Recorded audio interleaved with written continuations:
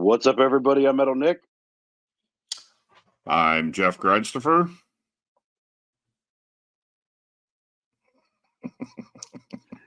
I got you because you thought I was going to do the horns. Welcome to episode number 38 of Vinyl Bang. Today is viewer's choice number 4. This person wished not to be identified. He just wants street cred somehow, but his name is Alex Cha, and he's from the band Big Destroyer. He's got enough street cred as it is. But he comes up with some amazing topics here for us, and some of these are actually pretty fucking hilarious. Even Jeff is laughing right now. No, dude, that reminds me of that scene from basketball. Whenever Robert Stack is doing the thing, is like Elsie Robbins, this nosy bitch up the street who asked not to be identified.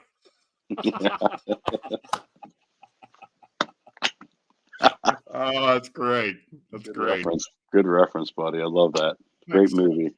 I love Alex. He knows we're gonna fucking give him all the credit where credit is due because that's how we are on the show. Well, sure. I mean, because we can't think of anything, so we have to have ghostwriters. We gotta have Alex. Call me Machine Gun Kelly. Also, if it may not come in pretty obvious to some of you all, we are finally recording in 1080 today. Ooh, yeah, you can see that. Yeah, StreamYard upgraded our what is it? The package that we use here with and through my made me pay an extra $20 a month that we didn't know, but it's fine. It looks great, and finally Jeff and I can do recording in high quality, and people can see all of our pores on our faces. Yeah, yeah. Nick has a bigger, better package now, so we're all very excited here at Vinyl Bang. Good job, Nick. Good job on the bigger package, buddy. Very aroused. That's right. Okay, let's get on with this episode. We're going to go with 7 topics today that Mr. Alex Cha has chosen for us. The very first one is called Expensive Freebie, your favorite promo. Oh, is it me? Oh, I get my turn to go first? Expensive Freebies. This is an EP that was released in 1992. We were planning on doing the episode yesterday, and family stuff came up, and I wasn't able to do it. And if I would have been able to do it, I would have been able to say that 32 years ago yesterday, the 9 Inch Nails EP for Broken was released 32 years ago yesterday. Really dropped the ball on that one, didn't I? Well, anyway, this promotional copy of 9 Inch Nails Broken starts with Wish. There is no pinion. It does not start with pinion. It starts with Wish and Last and Gave Up. It has the rest of the songs. It even has the 2 additional songs that if you have the original pressing of the CD, that came on a little micro CD that we did in the JR episode that I showed on the JR episode. But yeah, it has all 6 tracks. It has Physical and Suck. And like I said, it starts off with Wish, and I don't know if the new 1080 is going to let it show the promotional only. It's in there. It says for promotional use only. And this is absolutely one of my favorite vinyl that I own. I love this thing. I don't even remember how I came across this. I don't know if I was looking for it or if it was like one of the days or like a year ago yesterday or 2 years ago yesterday or what it was, if it was the anniversary of it, and if I was just looking for rare copies of Broken. But I am very happy that I found this, that I own it, and it was pretty pricey. But I own a promotional copy of Broken. So very cool thing to have.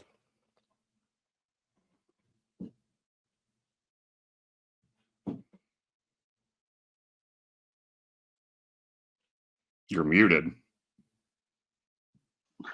I was saying when I was deciding to put up these records behind me earlier, I was going to put up Broken, and then I realized, I remember you said you were going to show off that promo copy you got there, so I was like, I don't want to steal Jeff's thunder here. So But yeah, that's an awesome copy. It's crazy. It's missing Pinion. Yeah, yeah. I mean, and it's because of the duration of it, because they wanted to put physical and suck on it, and it's like the grooves go all the way end to end. I mean, like there's no free space at all on this thing. So I mean, I guess it's because of the space. But either way, still cool. Yeah. You just don't have the build up to Wish, which is different, but still very cool. Yeah. Definitely. Alrighty. So this one that I got quite a fucking story to go with this. It's not an album you probably expect me to talk about on this show, but it's a person who I definitely respect, and the first concert I ever went to, this fella opened. Let's talk about Weird Al Yankovic. Weird Al in 3D. Nice. This album features Eat It, Midnight Star, The Brady Bunch, Buy Me a Condo, I Lost on Jeopardy. Those are, I guess, all the big hits on it. This is a promotional copy. It says for promotional only, ownership reserved by CBS, sales unlawful. Hey, I paid for this. You can kind of see that gold stamp back there on the back, but this was a a 95 YNF, Tampa Bay's Rock and Roll Pirates. I guess it was some like radio station, maybe, I don't know. But that sticker is pressed down there on the bottom. I'm a Weird Al fan. I like this guy. He's very fucking funny. The story behind this, I bought this used in a group. I bought this used in a group, and somebody, the person who mailed it to me, they I don't know how they fucked this up, but they, like, instead of sending it to my address, they send it to a street, like a couple streets up from mine. And when I reached out to him, he told me, "Oh yeah, this is the address I sent it to," and I was like, "That's not my address." So I had to wait till the next day at a reasonable time during the day to go out to this house, knock on their door, and explain to them, "Hi, did you get a package delivered to you in the mail in like a 12 by 12 square box?" And they're like, "We did, we did." And I was like, "And it's not for you, it's for me." And I even showed her my ID. This woman was very reluctant to give this package over to me. At one point, I just yanked it out of her hand because I was like, I really don't need to explain anymore. Like, you saw my driver's license. That's my name on the package, blah, blah, blah. I just told her the guy fucked up and sent it to the wrong house. But like, uh, yeah, I almost had to fucking file a complaint with PayPal just to get my money back for this. But luckily, the guy kept track of where he had sent it to and whatnot. But yeah, Weird Al, great fucking dude.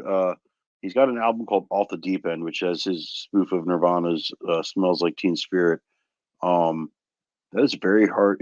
There's copies of it for sale. They're all in like Sweden, I believe, or Norway, and they're just like $300-400. It's outrageous how expensive that one album is on vinyl. Everything else, especially stuff from the '80s, is very easy to find. But yeah, first concert I ever went to, I saw the Monkees, and Weird Al opened up, and my only memory of his set was while he was playing that song "I'm Fat." They had a bunch of Mr. Potato Heads dancing around on stage. So I was just a little kid. I fucking loved it, and Yeah. kudos to Weird fucking Al, man. What a performer! What an entertainer!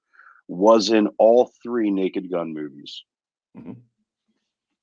Facts. Okay, now I have a couple of questions about the story. Sure.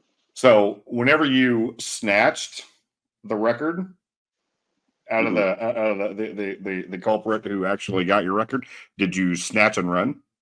No, I was just like, she was like, "Oh yeah," like doing one of these things to me, and I just was like, "Yo, like, thank you." I was like, "I really appreciate you," because like she didn't open it. She did not open it. But crazy story, and I guess I'll tell the story real fast. Uh, our dear friend Mr. Travis Ryan, I guess, as you know, like he hits us up and a couple other people up whenever Cattle has like spare copies of records that they'll just sign and sell to their friends and whatnot. And like, I bought, yeah, whatever. I, I bought one, and it got delivered, and it said it was delivered to my house, and it wasn't. And I asked the mailman where was it, and he's like, "I wasn't working that day." And I was like, "Yeah, you need to find that thing for me, man." Like, and I had to ask for my money back, which was embarrassing. And then a few days later, a few weeks later, it showed up, and it was poorly taped back together. It wasn't used like packing tape. They used like regular like masking tape to just tape it back up. And I think what happened was these people got this package, saw it wasn't for them, still opened it up, saw that cover artwork for Terrasite, were probably horrified, saw all these autographs on it, was like, this isn't for us.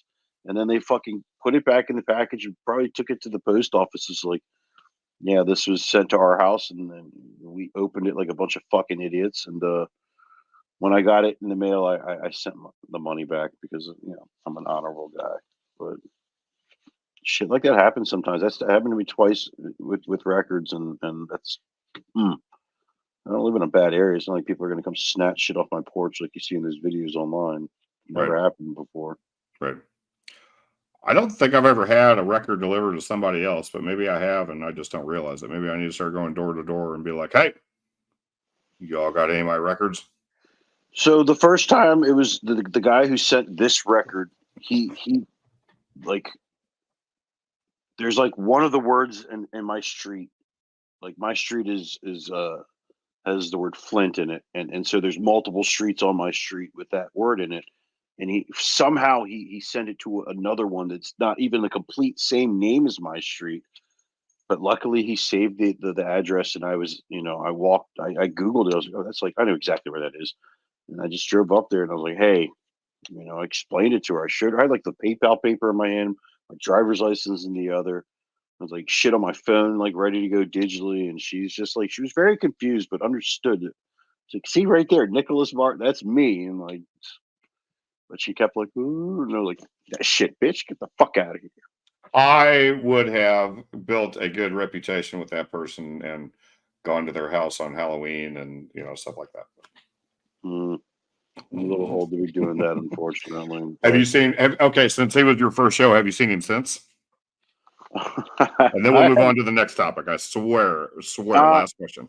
No, that's fine. That's a good question. I have not, unfortunately. I would have loved to. I know I have quite a few friends who've gone and seen him and have actually met him.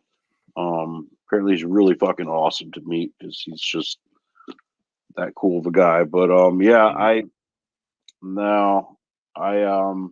haven't seen him since, unfortunately. I know then he comes through. There's a little concert venue, outdoor venue called Wolf Trap, and I think he performs there quite often in the summer times. So I saw him once, and it was on a tour where he intentionally played none of the songs that were hits. Well, you told me that, and it made me mad. And he just announced a tour today. That he's going to be in St. Louis next September. Literally a fucking year from now. Like, I'm not buying tickets for a concert a year from now. I'll wait till like June of next year to buy tickets for that. But that's silly. Okay. Silly. Tickets go on sale in June of 2025. 2025, Weird Al in St. Louis. All right. We're wasting so much time here. Next topic, periodic table. Favorite band with a favorite record by a band with metal in their names. So they have some sort of like periodic element, periodic table element thing in the name. Like we're Breaking Bad over here. This band could have been used for another topic of this episode, but I decided, fuck it, I'm gonna do it for this. For my periodic Breaking Bad table element thing, I am going to feature Ashes and Iron from St. Louis, Missouri. One of my favorite local bands out of St. Louis, Missouri. This is their album, The Wind Takes a Side. I guess it's more like an EP. It's 4 songs, but it is a pretty lengthy album. These guys are not around anymore. I don't think they are. I mean, all the band members are doing other projects, and I haven't heard anything from Ashes and Iron in a couple of years. So I would just assume that they're not around anymore. And if they're not, I'm sure I'll hear about it from the guys at shows. They'll say, God damn it, we're still doing stuff. Grindster, you dick. Yeah, this is a gray, which is also kind of metalish. It could be used as a metaphor for the periodic element thing. Ashes and Iron, The Wind Takes a Side. This is a great album, recorded at Encapsulated Studios Records in St. Louis, Missouri. Yeah, definitely worth checking out. I've got some videos up there on my Grindstopher Productions YouTube channel. If anybody still watches the Grindstopher Productions YouTube channel, there's some Ashes and Iron videos on there. Yeah, I dusted off the old Metal Nick 1 channel and looked through some videos the other day because I was trying to find something. Oh yeah. Oh yeah, I remember this one. Shoot. I got a lot of videos. Like it cuts you off after a while. You can't just go down the bar and look at like the first video that you posted. Like, but it's wild. I got a lot of views on a lot of them. Like there's necrophagist ones. There's ones from this Virginia Metal and Hardcore Fest, like Black My Heart and On Broken Wings videos. Those were good. The Dillinger ones. Those were fucking stoked. I'm happy that I did all that, but you know. I don't upload shit on there anymore. It's all about Vinyl Bang right now. It's the place all to Vinyl be. Bang. That's it. Nothing else. No GoPros, no nothing. Just a 1080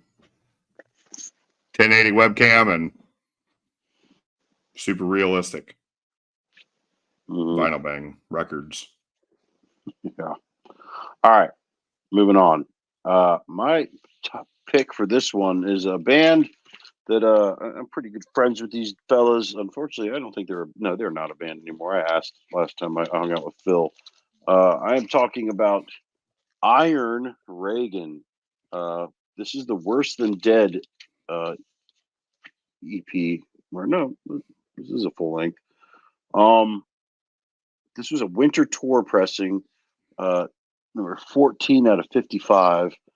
It is pressed on a test press vinyl from A389 Records out of Baltimore, Maryland, which our good buddy Alex Cha worked at for a long time. He did a lot of mail order and putting together records with Dom.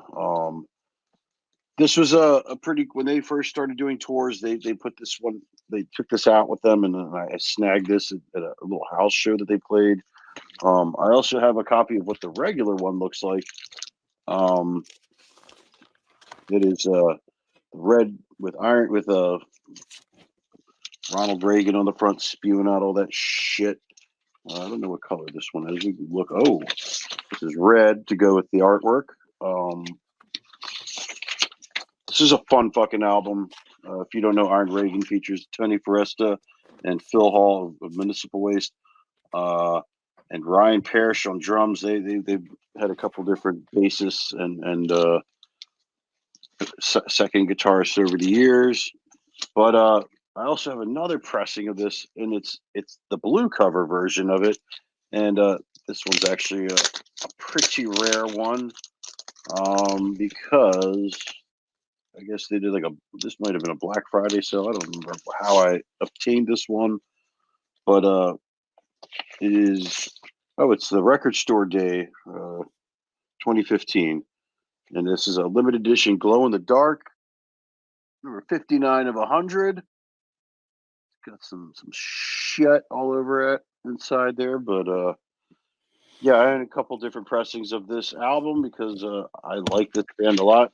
I have a tattoo of this band on my leg. I like Iron Reagan a lot. They're always been very nice guys to me. Tony Foresta and Phil Hall. Phil Hall and I have been great friends for many years. We're big wrestling marks together, and yeah, I enjoy that guy's the projects he puts out. He's always been in some really cool bands.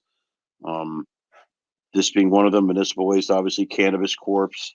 I've got a lot of stuff that him and Dave Whitty have done that has never been released otherwise, but I've got some stuff that they've given me over the years. But yeah, Iron Reagan is my choice. And you're going to sit here and watch me stuff these records back into their sleeves. I ain't watching shit.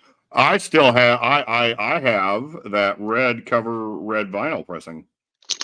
Oh, yeah? Look, because like I saw that and I'm like, that looks really fucking familiar. Like I own that. And I do. There you go. Yeah, got on my digital calling device and looked up Discogs, and I was like, "Ooh, I do have that red pressing." Yeah. Yeah, cool shit. Iron Reagan's a great band. I'm glad you own a copy of it. It's a cool record, cool album. Mhm, for Well, sure. they put out quite a few good ones. They like signed a Relapse almost immediately after that. All right, next topic. God Save the Queen, a record by a band whose name contains royalty. Royalty, yeah. We might be able to know where I'm going with this if we didn't have the Vinyl Bang logo on here covering up the Melvins. You probably know I'm a big Melvins fan. And since I'm going to mention a band with royalty, I'm going to talk about King Buzzo. King Buzzo. Ladies and gentlemen, King Buzzo with Trevor Dunn. Their Gift of Sacrifice album. Regulo de Sacrificio, if you are of the Espanol persuasion. I have 2 copies of this. The first one, this one here is just a standard black. This is the one that gets the attention on the turntable. This is the one that gets played more than anything. This is a sealed pink pink vinyl. Pitch pink vinyl, ladies and gentlemen. I'm here all day. And for the really, really rare version, I have the letterpress Mackie Osborne pressing of this. This is number 15 of 23. Pretty rare. I don't know if this is can't remember if this is a colored pressing or not. And indeed it is. It is an orange pressing. I want to say this is part of a Halloween bundle that they did a couple of years back. It might have been during the pandemic. Now that everything's starting to come back to me now. Yeah, they did a bundle where you got like a shirt and a poster of some sort and a signed picture of Buzz, which I'm not big on pre-autograph stuff, and I think I sold the King Buzzo signature thing. But yeah, pretty. This is one of my. I think I have like 10 or 12 letterpress Mackie Osborne pressings. It's official with the Melvins seal, authentic high quality product.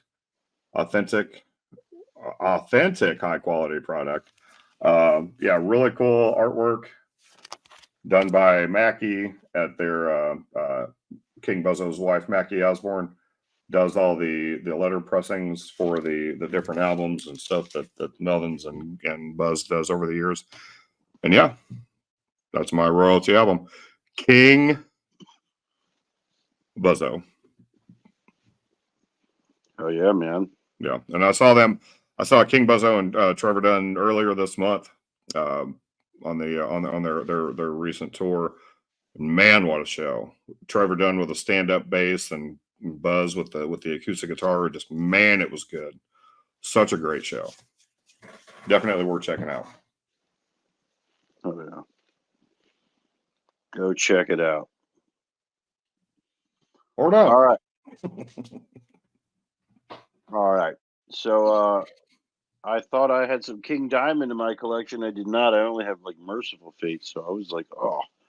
I was asked Jeff if we could change this topic, but you know, I went pretty cheap here, but I don't give a fuck. I love this band. This is one of my favorite bands. Queens of the Stone Age. I'm gonna start with this one, Rated R. This was like their second full length, I believe, but this is the one that I first heard that pretty much made me a fan and made me eat my words because I saw them a few months earlier at Ozfest and I thought they sucked. I was like, this band should not be on this festival. And then I started working at a record store a few months later, and they were playing this album all the fucking time. And I was like, "Oh, this is so good. Who is this?" This guy's like, "It's Queens of the Stone Age," and I was just like, "Oh man!" Like, it's like I just saw them and they were so terrible. Like, what the fuck? So, yeah, I ate my words. And then a few years later, after this album came out, they put out Songs for the Deaf, which had Dave Grohl on drums and like Mark Lanigan was did vocals on a bunch of songs. But this is one of the greatest fucking albums I've ever heard in my life. This is just a musical journey. There's a lot of great songs on this. When this came out, I believe this put Queens of the Stone Age up in the mainstream because they were getting on the radio all the time and definitely putting out better albums after this as well. But yeah, This is the one I went with. I love this band a lot. They're, Jeff and I are obviously this one band that we talk about a lot that we both like and we have in common. And yeah, I went with Queens of the Stone Age. Good album, good band, good band. Mm-hmm. I went to Hit Records tonight, and they were playing Villains. Yeah. Every now and then at work, I hear one of those new songs come over the radio, the automatic radio thing when they're not playing Taylor Swift and The Weeknd. We get some Queens of the Stone Age every now and then. I get lucky, but yeah, it's definitely one of the newer ones because it's not anything that I would recognize from any of the earlier stuff. Right. And the second album that album right there that you have in your hand right there, I like to refer to that album as Songs for the Jeff. Mm-hmm. Because my name's Jeff, so Oh shit! I didn't pick that up. It works on a bunch of levels. Yes, Def, it does. Hey, the next topic we got here is a doozy, is a pretty funny one as well. Record store shopping at Home Depot. A record by a band you might find in your tool shed. Tool shed. Jeff? Tool Shed, ladies and gentlemen, Home Depot. We're doing stuff with tools, and I really took the low ball way here, and I am going to talk about a couple albums from the band Queens of the Stone Age. Tool. I'm going to talk about Tool. This is an obvious bootleg. Tool Salvo has never been officially released on vinyl. I bought this at a funny story about this. I bought this in Des Moines, Iowa. I drove to Des Moines to see Buckethead, and I got there like several hours early, so I decided to check out a record store. And while I was in there, I bought a Throbbing Gristle 12-inch for Travis Ryan. I called him while I was in there, and I said, "Hey, I found this Throbbing Gristle 12-inch. Do you want?" He was like, "Oh yeah, blah blah blah." So I bought that, and I bought this bootleg copy of Salvo, which I don't know if you can read it here, but this says, "This package is contaminated. Open at your own risk." Well, whenever I got it, it was already open, so the contamination went on to somebody else. And yeah, I own a copy of Salvo on vinyl, which of course features the cover of No Quarter. It has a couple different live tracks on it. It's a very cool thing to have on vinyl. Since I'm doing a couple albums, I'm gonna speed through this. My next album that I'm gonna feature from Tool is another obvious bootleg because it has also never been officially released on vinyl. 10,000 Days. 10,000 Days on vinyl, ladies and gentlemen. I am very pleased with this copy. This copy sounds fucking amazing on vinyl. This is a red pressing. I believe I bought this from somebody on Discogs. Just kind of, closed my eyes and pointed to one and bought this one. Or no. I'm sorry. I'm very sorry. I lied. This come from a Stick It in Your Ear record store in Springfield, Missouri. This is a red. The 1080 doesn't make my red look any more red. Does that look red? Not at all. Shut up. No, dude. Come on. It does look red. Somebody put in the comments and tell this guy. It looks red. So, yeah, somebody tell me I'm right. But, yeah, this copy, this bootleg copy of 10,000 Days is about as closest thing as you're going to get to hearing 10,000 Days on vinyl, and it is totally worth it. If you find the pink copy, I'm sorry. If you find the red copy, buy it because it's awesome and it sounds great. The last album I'm going to feature from Tool is Fear Inoculum. This is an official pressing. This is officially licensed from the band. Sounds great. Awesome copy of Fear Inoculum. And just to go along with this, just because I was already digging everything else out, I'm going to go ahead and do the box set. This big, fucking massive, goddamn box set, which is amazing. The artwork and everything inside of this, and I'm not going to get into it. I could do a whole episode about this album. But Fear Inoculum, the latest album from Tool. See, look here, it's even got the Tool dissection thing on the back. 1080 does not make my video look any more clear. Need to get a new camera, I guess. But yeah, Tool's first album in 18 years, was it? I forget. 10,000 Days came out in 2005, and Fear Inoculum came out in 23? 22.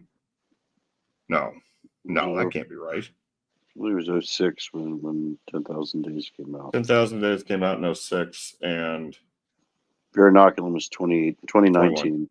21. 2019. Was it 19? Yeah. It was pre-pandemic. Yeah, you're right. Mm-hmm. You're right. So, cool. Yep, bunch of tools in the tool shed. Yeah, well, unfortunately, what I have, you will not find at Home Depot. I am, of course, talking about a demolition hammer. Some fucking badass death metal, thrash metal band from New York City, I believe. Killer band from the fucking 90s. This artwork kind of, what's this fellow's name? Michael Whalen. He did, like, I believe, Obituary. Blue vinyl. Oh,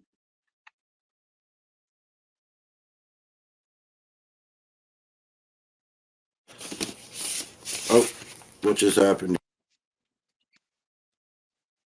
You there?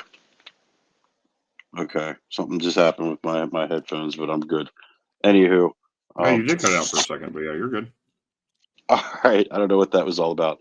Anyways, Demolition Hammer, fucking awesome man. Skull fracturing nightmare, human dissection, paralystic annihilation. Oh my god, these fucking song titles. Anyways, this is what I chose for shopping at Home Depot because this is, I guess, a demolition hammer is kind of a tool, but not one you'd find at Home Depot because I'm there a lot for my job and I have yet to see a demolition hammer in there. So there we go. That is my pick. I'm rifling through these topics because we got a lot of new shit to talk about. But this next one is a really cool one, and I really like this one because I changed my answer, and I think Jeff did as well. This is Tiny Laserdiscs, favorite official DVD put out by a band. Does mine count then? Does mine count? Mine wasn't put out by a band. Yeah, there's bands on it. There are bands.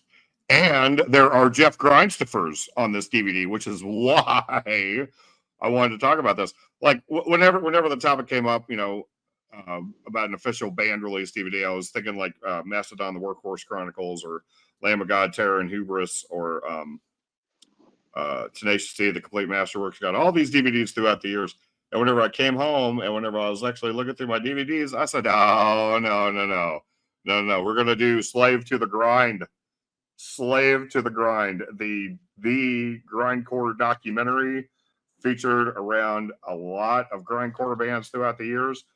Covers everything from Napalm Death to Anal Cunt to Pig Destroyer to Anal Cunt to Anal Cunt to Anal Cunt. Yeah. A lot of anal cunt here, but one of the cool things about this DVD is that I helped contribute to the DVD itself. I filmed, set up a couple cameras around Danny Herrera from Napalm Death at Maryland Death Fest, which is featured in the DVD. And I even got a little note from Doug Brown. Jeff, you fucking rule. My name's in this DVD, like in the closing credits. You can see my name scroll up on the closing credits of this DVD. So, and I think they did 2 different copies of this where you could get a 1 or 2 disc, and I got the 2 disc. Slave to the Grind, Stiffer. Slave to the Grind, Stiffer. Because I'm in it.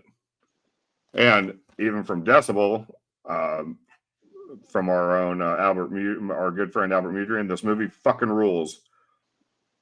By Decibel Magazine. It says it right there. This movie fucking rules. I'm dog sitting. Can you hear Kane? No. Oh, okay. Kane will be featured later in the episode. Right on. Yeah, I got attacked by Backy multiple times in this episode already. And he's creeping around my records right now. Get out of here. All right. I too went the high road like Jeff here and chose a DVD that I contributed to. Back in 2005, I used to work in this office in Washington, D.C., and right up the street from me, Mike Schleibaum from Darkest Hour lived, and I brought him a bag full of fucking little mini DVs of all these Darkest Hour shows that I filmed, and they threw it all on here. Darkest Hours, Party Scars, and Prison Bars, a thrashography. It's like a nice little collage of all this stuff on here. At the end of this DVD, when they roll the credits and they talk about the cameraman, I was the first one named on here, and that made me very happy. This wasn't the very first thing. This was the first thing my name was credited in, but they put out on their album. Oh man, Hidden Hands of a Sadist Nation.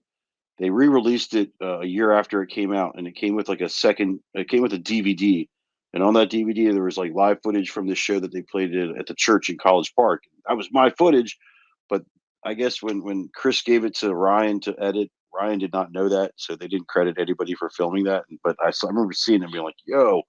But when this came out, I was the first one mentioned on it.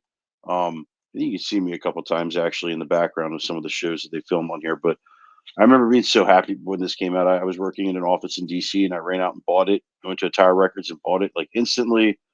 Um, this wasn't the last thing that my name got mentioned. And there's a couple of Maryland Death Fest DVDs that I believe Jeff and I worked together on. And I wasn't on the slave to the grind thing, even though I contributed stuff.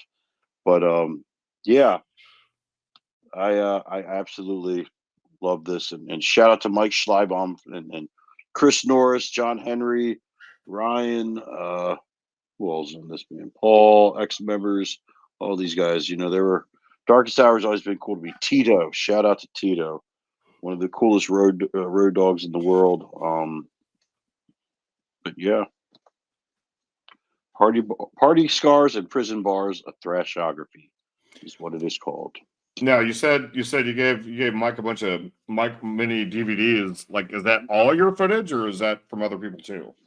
It was all mine. They were like this mini DV cassettes. They were like, you know. Right, but the entire DVD is all your footage. No, there's other stuff on. There's other people's stuff on there, but That's what I was ended, saying. Like, did other people contribute to this, or was it just yours? Oh yeah, tons of people contributed. I thought you asked the footage that I was giving him was just mine. Yes, of course. Yes, there's a lot of other stuff. They have they've got some funny shit on there actually, but yeah, Very cool. Yeah, I was stoked when that came out. That was 2005. Mm-hmm. 2006. I can't remember, but you know. All right. No shameless plugs here. Moving on. This is a great topic, a really cool one. I'm excited because this got Jeff a little angry here. Never heard of them. Favorite record by a band never mentioned on Vinyl Bang. This topic makes me angry. I don't remember what made me mad, but do we? Because you were like, "What haven't I talked about on here?" And I was like, that made me laugh. Oh, yeah, because we talk about a lot of shit. It was hard for you because you talk about a lot of the same shit. So, and I was like, think about in between the lines, Jeff. Like when we did the Discogs episode, what haven't you talked about here on here before? I was gonna grab. You really had to think about it. I remember. I did. Still, like, see the fucking. I was looking through my Discogs for hours. I'm like, what the fuck haven't I talked about? I was gonna grab a Cattle Decapitation album and be like, so this is a band called Cattle Decapitation that we've never talked about them. But I decided to go with Frank Zappa. Frank Zappa, ladies and gentlemen, and I bought this album for $7.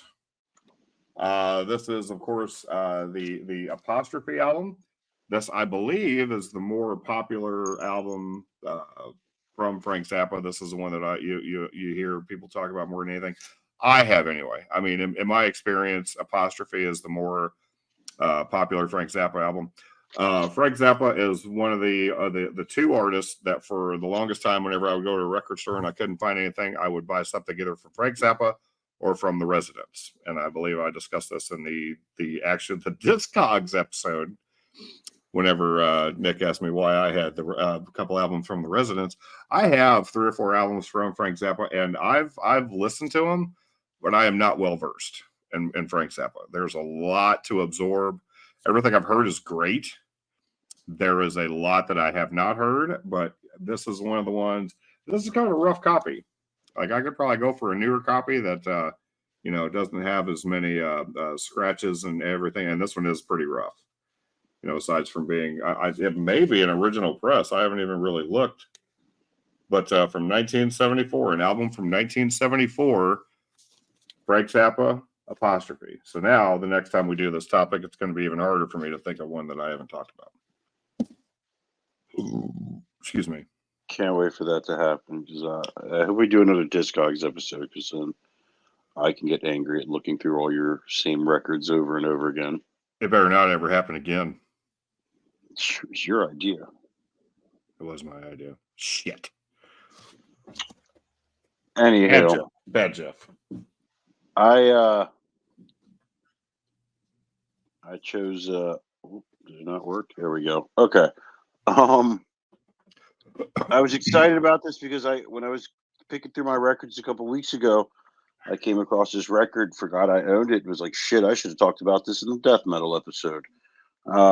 Talking about Impaled, The Last Gasp. Look at that fucking foil stamps there and their logo, and it's driving my cat crazy right now. He's like trying to attack the ceiling, looking at the light shines off of this. This is a Taint Crimes release. I really like this band a lot. I've seen them live a whole bunch of times. I mentioned it on I believe the previous episode with our guest Leon. Leon says this all the time. People always think he's in this band, although he's not. But he's performed with them quite a few times. And one time I saw them live, and Leon did the vocals the entire set. So he's an honorary member. They always say that when they bring him up on stage. Look back, he's like fucking going nuts right now. I want to show this is, like I said, this is a Taint Crimes release, so it's got a cool packaging to it. Clear red. It's pink. Yeah. No, it's red. My high def camera. There's like some. Here we go. So there's some cool shit. This is the insert. Oh, got a picture of all these fellas. Ross. It's like this poster here that comes with it. And it's numbered on the bottom there. If you get Taint Crimes logo. All right, here's the thing that's numbered. It's a document of the deceased, and it's got a list of all this crap from the coroner. This is where it's numbered on the bottom there, number 138 of 200, the death certificate. But yeah, Impaled, pretty cool packaging stuff from Taint Crimes. This is a great fucking album. Yeah, this is one of my favorite bands that I get to see at Death Fest. I think Ghouls like the other project of this band, and they get a lot more play and tour offers than Impaled. But yeah, right. It's a good fucking record. If you haven't heard it, the last gasp, and then there's some chick like with her intestines and all that shit vomiting out. It's gross. Very gross. It's one of those albums. Okay, we got one more topic here before we go into the hours of new stuff that Jeff and I have received over the last couple of weeks. Hours. Yeah, as we're rounding underneath an hour in this episode. The last topic: drugs are bad. Okay. Favorite record by a band who is named after a controlled substance. Drugs are bad. Okay. But Weed Eater's good. Okay. I'm going to talk about God Luck and Goodspeed. Okay. Because this is enough with the Mackie shit. Yeah, God Luck and Goodspeed from Weed Eater. I mean, as soon as we decided on this topic, for this episode, I was like, I'm doing God Like a Good Speed. I've got, Jason the Dragon and Justice for Y'all and several Weed Eater albums. But this one, man, this one just, so good. And it's got it's almost like a foil stamp, almost kind of like your Impaled thing, but it's not nearly as in depth, and it doesn't shine lights or anything off of it, so it's not nearly as cool as Nick's records, because Nick always has cooler records than I do. But yeah, God Luck and Good Speed. I've got two different pressings. This one is a gold vinyl, limited to 325 units. What'd you say? You were saying something. As long as you're willing to admit that I have a better record collection than yours. Shut up. Mute yourself. Enough listening to Nick. This is a like a transparent gold. Ooh, look at that. Like, I never realized you could really kind of see through that. It's kind of cool. Very cool. Yeah, I haven't listened to this in a while. This is still in a standard jacket. I gotta put one of those in, or put that in one of the master recording jackets. And the other pressing I have is a reddish brown vinyl that's limited to 500 copies. And maybe I should just move my camera closer to the end of the desk. Maybe that would cure my problem. Reddish brown, which is going to look pinkish brown, and it looks fucking purple. Looks more like violet than anything. Reddish brown. Love Weed Eater, man. These guys are one of my favorite live bands. They're so great. Dixie Dave. What a performer. Shot a fucking bullet through his toe. Yeah, shot his toe off. What has 9 toes and plays bass? Dixie Dave Collins. Dixie Dave Collins, ladies and gentlemen. The front man for Weed Eater. I love it, man. I love catching these guys live. And I will travel to see Weed Eater if given the opportunity. Love that band. Oh, yeah. Weed Eater. Great stuff. All right. My last one that I'm going to talk about is a local band from my area around the way. They're called Needle. They're a hardcore band. First time I saw these guys, me and Blake Harrison were at the No Mas house, which is, it's weird to say this, but when they played shows there, it was invite only. So you had to know somebody to go to these shows. But I remember me and Blake showing up there, and Needle was playing, and man, they were fucking great. They kind of opened up with some Van Halen and then just went into it. But they put out this record on To Live a Lie. If you're familiar with them, they're kind of like that power violence grindcore-ish label. I guess that would go under that category, because it's a little, like I said, it's hardcore more so than anything else. But last time I saw these guys live was it was right before the pandemic in 2020. It was the first show I saw in 2020. They played a place in DC called the Pie Shop. It was Needle, No Mas, and Bandit, and pretty cool fucking show. Yeah, Needle. I don't know much about these fellas. I saw them live. The first time I saw them, I was like, if they ever put something out, I like to own it. And next thing I know, To Live a Lie put this out, and I pre-ordered it. And cool shit, cool band. Plug the local homies like I can. I'm gonna do that again in the second year. But You said it was Needle or Needles? Like one needle? One needle. Like the needle on the turntable. Cool. But yeah. Oh yeah. So very cool. Very cool. Jeff, it's been a couple of weeks since we've done an episode with just you and I, so I have to ask, do you have any new stuff? Yeah, I got some new stuff, and I got some stuff that I've been setting off for like 3 weeks. I've been waiting, been itching for this moment, for this moment in the spotlight. I'm gonna start off with something that I bought just like an hour and a half ago. Wife and I went to Columbia to see the movie The Substance, which is fucking amazing. And afterwards, the theater is right next door to a record store. So of course I had to go into Hit Records because I am a long time supporter of Hit Records in Columbia, Missouri. I bought Stone Temple Pilots Purple on cassette.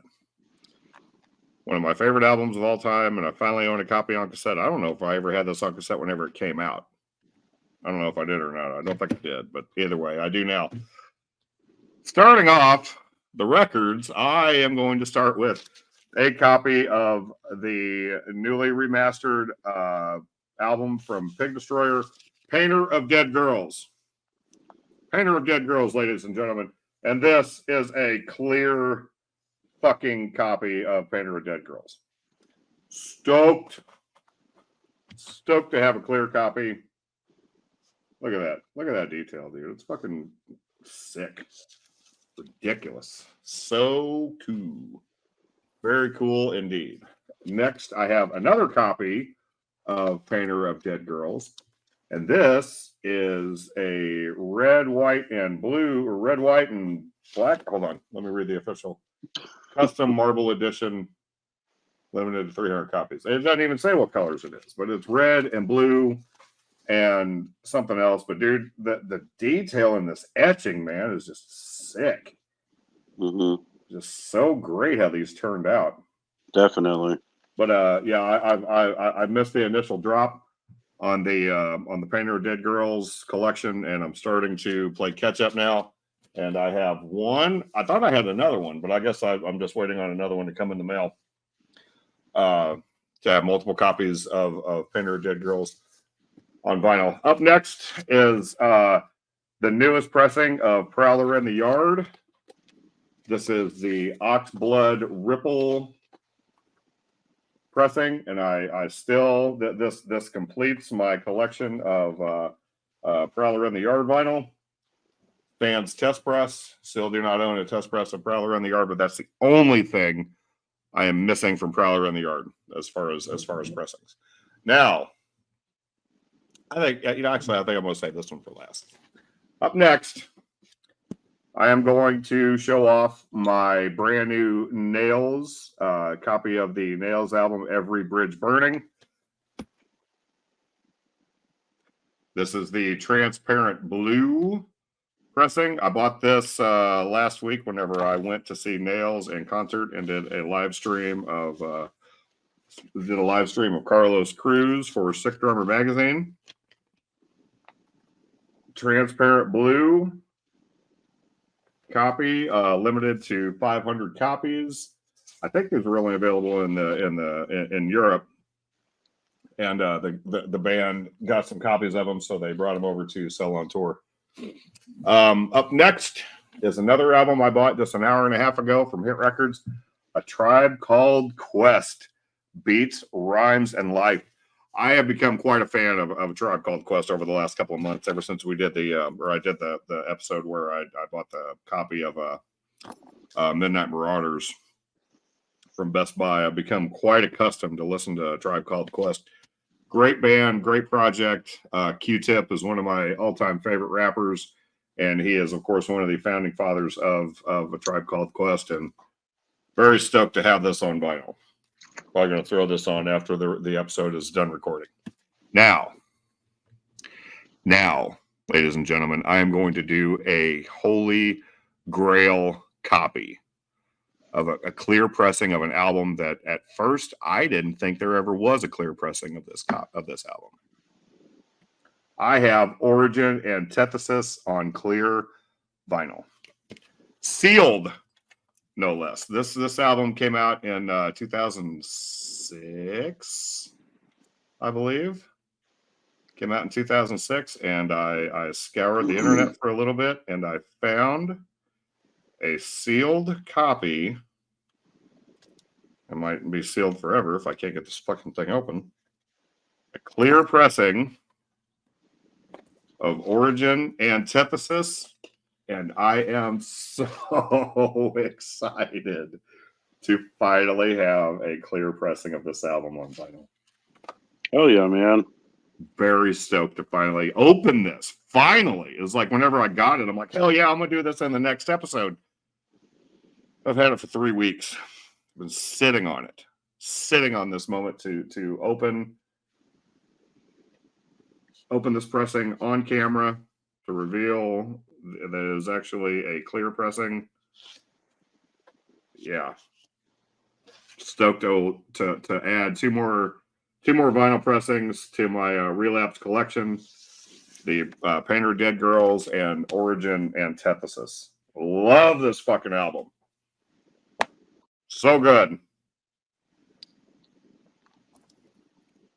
Is that it? I thought there was going to be a bunch more. Holy crap! All right. That's it. That's yeah, sick. when you said sealed, I didn't know what we were talking about here, and I was like, but I also did not know that there was a clear copy of that. But very cool stuff, Jeff. I'm very happy you were able to score all that. Thanks. Yeah, there's Painter of Dead Girls turned out really cool. I'm really happy with the quality of the screen print on it as well. And yeah, I hope you're able to score the rest of those collections, because the rest of the pressings, because that's some good stuff. Like I said, I could have swore I had another copy, but I don't have it, so I don't know. I'm gonna have to research and try to see where I put it, because I could have swore I had another copy of it. But no, all right. Well, all right. I got a lot to talk about here, because I've been sitting on stuff. First and foremost, I came home and there was some guy who went out to St. Louis and live streamed the drummer of this band, and he was kind enough to mail me a copy of the new Nails. I showed a copy a couple weeks ago, but this is the pressed on transparent light blue vinyl, limited to 500. I know a guy who was just cool enough to snag this for me after he was done live streaming the drummer of this band when they were performing live. So shout out to that guy. I don't want to give him any too much credit, blow his head up, but he knows who he is.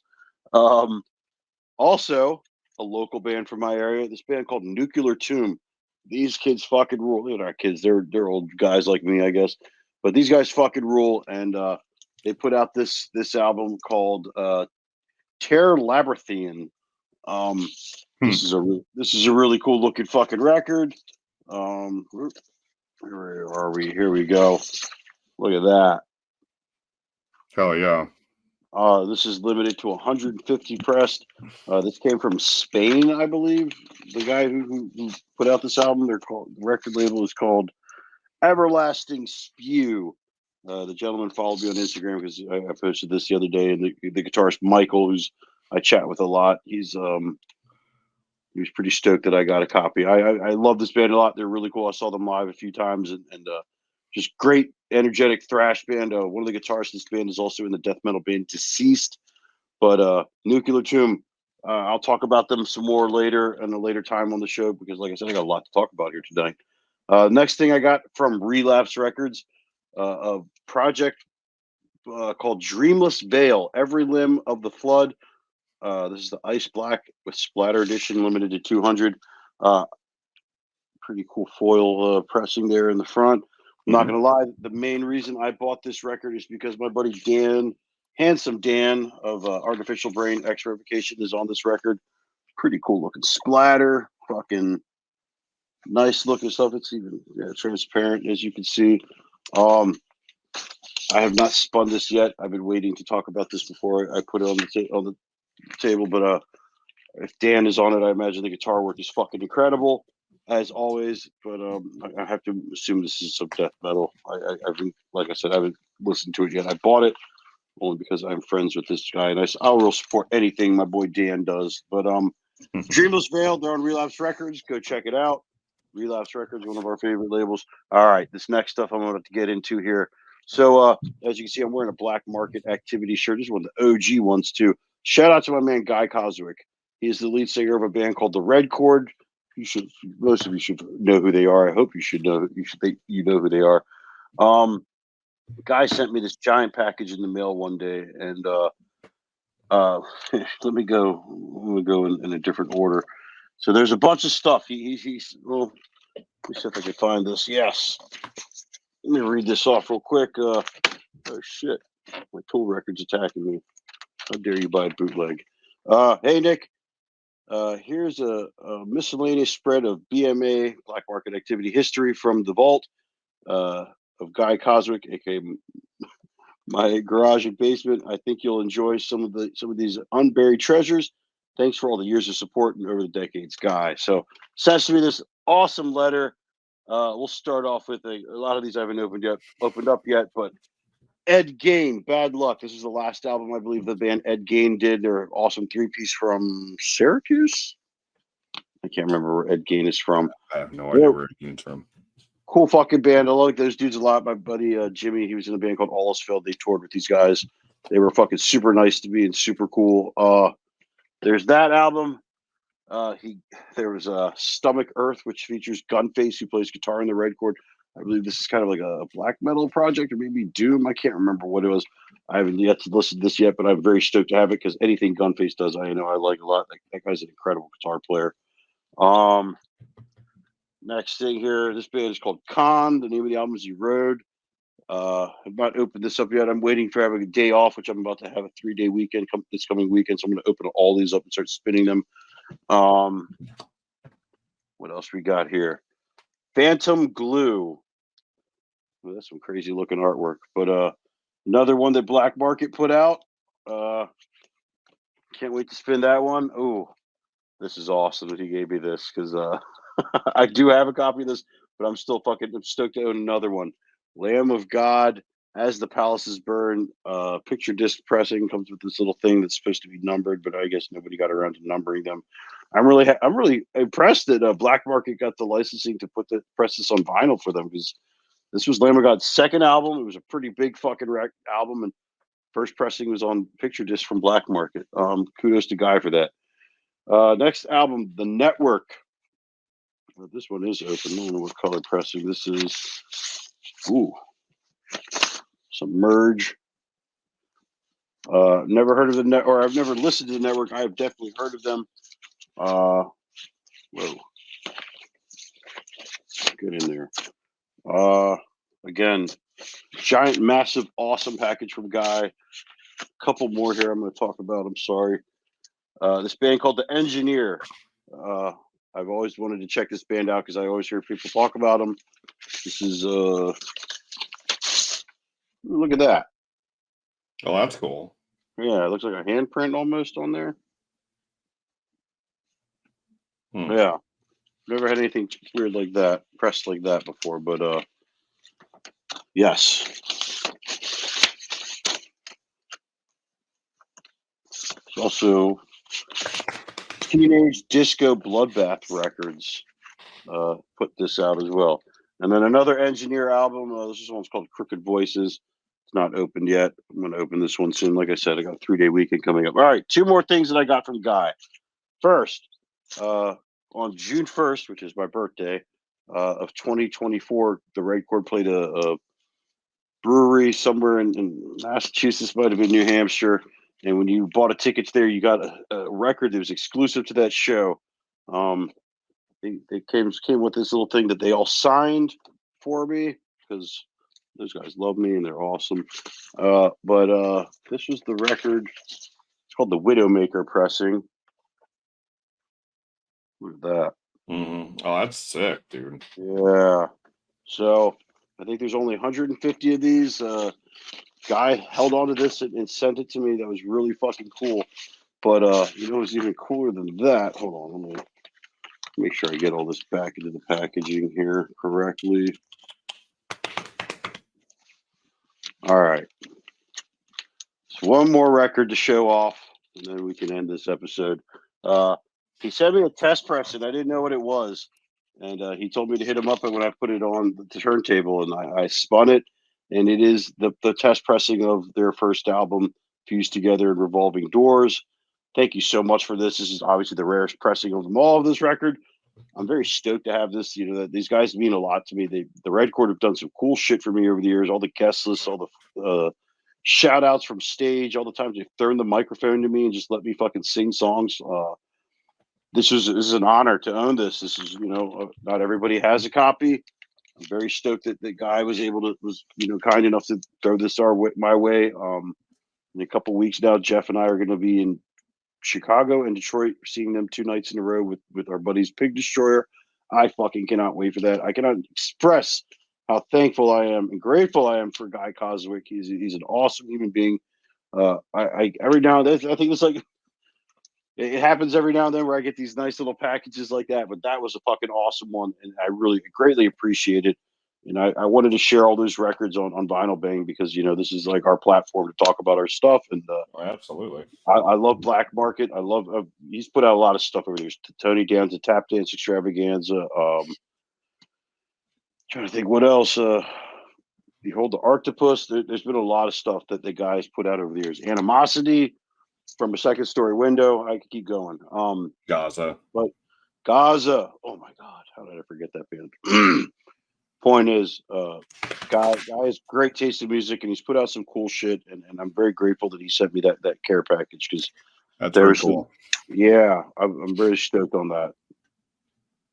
And yeah, that is all I have for this week.